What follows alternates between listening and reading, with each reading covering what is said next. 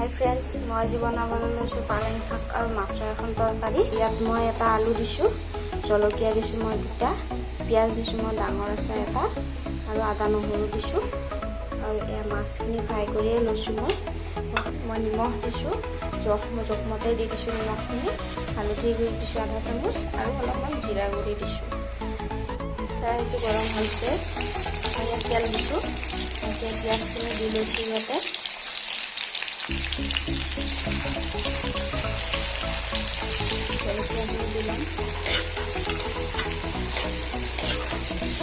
ভিডিওটো চাই যদি ভাল লাগে তেনেহ'লে লাইক কৰিব, কমেণ্ট কৰিব আৰু সাবস্ক্ৰাইব কৰি দিব।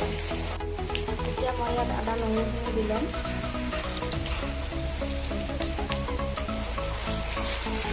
এতিয়া মই ইয়াত মছলাখিনি দিম। মছলা আপোনালোকে নিজৰ মতে আৰু কিবা লাগিলে দিব পাৰে, মই বেছি ব্যৱহাৰ কৰা নাই, চিম্পল বনাইছোঁ। এতিয়া আলুখিনি দি ল'ম। আলুখিনি দিলে মই অলপ ভালদৰে কাঢ়ি ল'ম। এতিয়া মই ইয়াত মাছখিনি দিম, মাছখিনি দি ল'ম।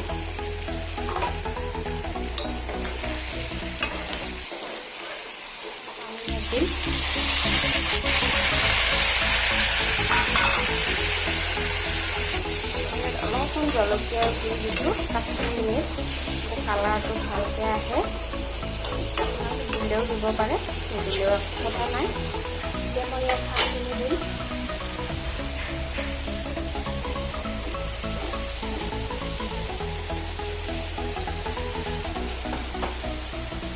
শাকখিনি দি মই এনেকৈ থৈ দিম অলপ সময়।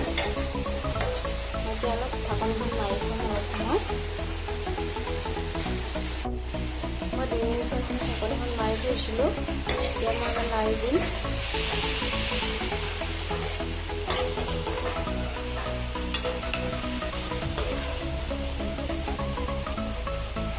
মই এতিয়া আৰু অলপ সময় ঢাকনখন মাৰি থ'ম।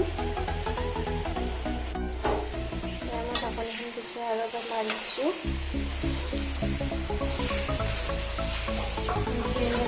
পানী দিম।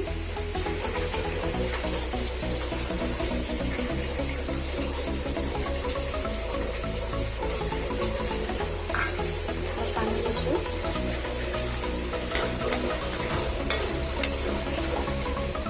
এয়া মোৰ হৈ গৈছে।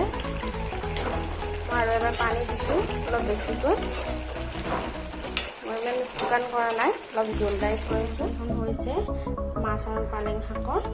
এই ভিডিঅ'টো চাই কেনে পালে কমেণ্ট কৰি জনাব।